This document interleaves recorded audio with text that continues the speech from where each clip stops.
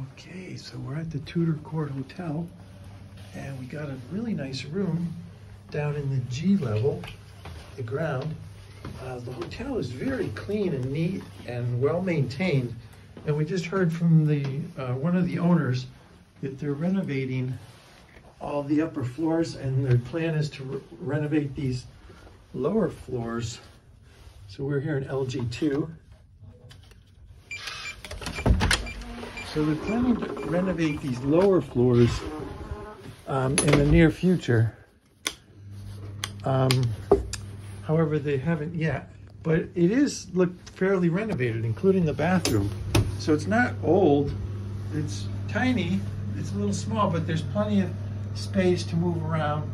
And the bathroom, shower, and sink are all nicely clean, and the bed is very comfortable. There is a window here that overlooks a small alley, so not much of a view, but it is sufficient. There's the coffee and tea station. There's the mini fridge, safe, and fan, which we actually used. A place to hang your coats. Even a luggage rack fits in this room. Free Wi-Fi, of course. And